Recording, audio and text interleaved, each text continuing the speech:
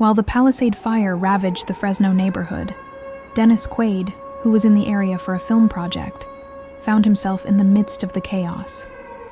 As the sound of fire truck sirens echoed, he decided he couldn't just stand by and watch.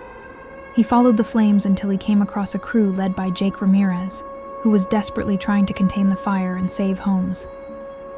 In the rush, Dennis approached Jake, holding an improvised fire extinguisher.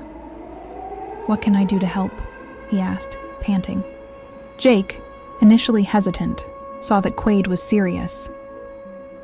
"Help evacuate the nearby houses. There are people there who need help." Without a second thought, Dennis ran to one of the nearby homes, where he found a family trying to save documents and belongings. "Leave it. We need to get out now," he urged. Despite their initial hesitation, the family followed his instructions and managed to escape just in time, as the flames engulfed the front of the house. When Dennis returned to the street, covered in soot, he saw Jake organizing firefighters to try to protect the rest of the neighborhood. "You're really here to help," Jake said, observing the actor's dedication. Dennis replied, "I'm not a firefighter, but I can carry boxes and save lives. That's what matters right now." What started as an isolated gesture soon became an unexpected collaboration between Quaid and the firefighters, showing that even a Hollywood actor can make a difference in the midst of chaos. As the fire spread rapidly, the scene in the Fresno neighborhood looked like something out of a disaster movie, except it was real. Dennis Quaid, now working side by side with Jake Ramirez and his crew, helped residents evacuate their homes before it was too late. In one home, Quaid found a young mother trying to wake her two small children while holding a blanket. "You need to get out now," he said urgently, helping to carry the children and guide them outside. Outside, Jake appeared and helped escort them to safety. With each passing minute, conditions grew more dangerous. The heat was suffocating, and the smoke made it hard to see. Quaid, who had volunteered without thinking of the consequences, now felt the weight of the situation. "Is it always like this?" he asked Jake while helping an elderly man out of his home. "Yes," Jake replied, not taking his eyes off the fire. "But today we've got you as backup." As he worked, Dennis saw the emotional toll the fire had on people. An elderly woman refused to leave her home, clutching a flower vase. "It's all I have left of my husband," she said, crying. Dennis held her by the shoulders and said, "I understand, but you need to leave to live and preserve those memories. Let me carry this for you." Jake and his team drew strength from Quaid's energy. He wasn't just a celebrity helping for the cameras. He was there, sweating and facing danger alongside them. With every house saved, the two built a bond of mutual respect, while residents realized they weren't alone in the fight. But the fire wasn't backing down. On the contrary, a sudden gust of wind threatened an area of the neighborhood that had seemed safe. Jake, Dennis, and the crew had to act fast, or more lives would be lost. The gust changed everything.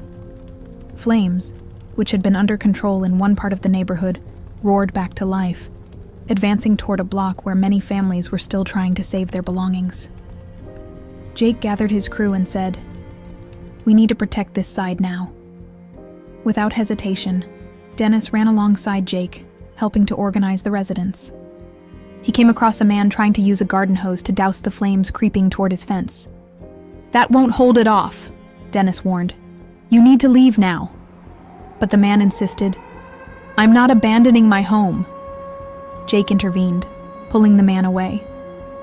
"We can rebuild your house, but not your life. Get out." Finally, the man relented and was escorted to a safe area, while Dennis and Jake went back to help other residents. At that moment, the gravity of the situation hit Dennis. This isn't like in the movies, he thought. There are no cuts, no stunt doubles. This is real. He found strength in knowing that every person he helped escape was a life saved. Amid the chaos, a gas line explosion gave the fire even more strength. Jake realized there was no way to save all the houses in that block. He gave the toughest order of his career. "Retreat," Save the lives, not the property. Dennis helped guide the remaining residents to the fire truck staging area. "Will we come back for this?" he asked Jake. The firefighter responded with determination. "We always come back. It's what we do." As Dennis Quaid and Jake Ramirez raced against time to help residents evacuate, a new incident caught Dennis's attention. An elderly black woman, Mrs. Evelyn, was leaning against her doorway, clearly struggling to move. Her cane had fallen, and she looked at the fire with despair. Across the street, a white man carrying boxes from his own house looked at Evelyn, but did nothing to help. Dennis called out, "Can you help that lady? She needs help to get out." The man, annoyed, replied, "I have my own problems. She's on her own." Outraged, Dennis dropped what he was doing and rushed to Evelyn. He helped her retrieve her cane and firmly told the man, "You see a life in danger and you turn your back? That says a lot about you. She's not a problem.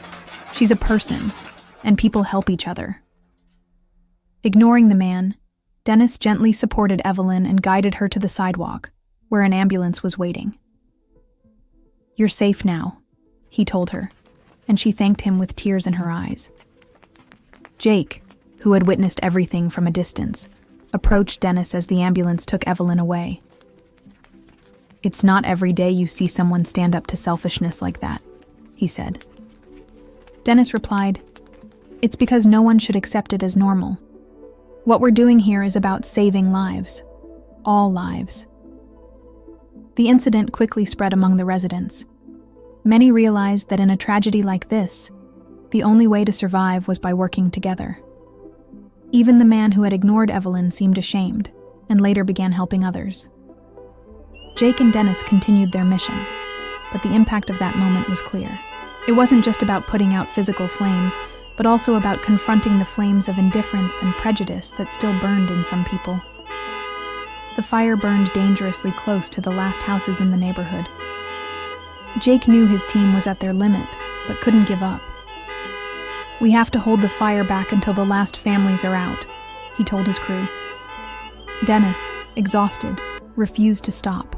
He carried small children, saved important belongings the residents couldn't reach, and even helped a firefighter who had collapsed from the smoke. In one house at the end of the street, a mother was trapped with her 2 small children. Flames surrounded the exit, and Jake's team was trying to create a safe path.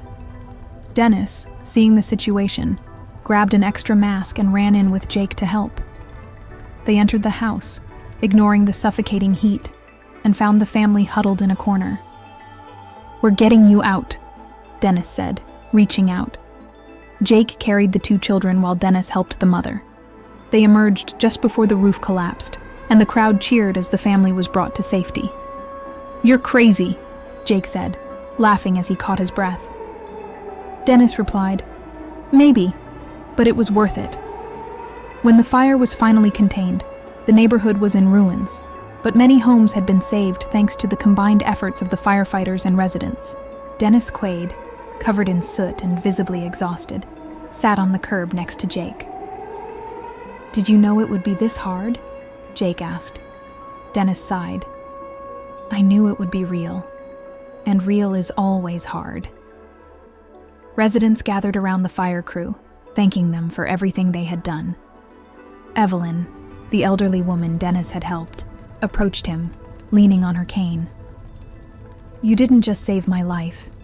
You reminded me that there are still good people in this world," she said, holding his hand. Jake looked at Dennis with renewed respect. "You did more than help today," he said. "You reminded us why we do this." Before leaving, Dennis looked around the neighborhood, now covered in smoke and ashes, but filled with people fighting together. "Tragedies like this show the worst and the best in people," he said. "Today, we chose to be the best." And so, as the flames died out, what remained in everyone's memory wasn't just the fire, but the spirit of solidarity that shone brightly that day.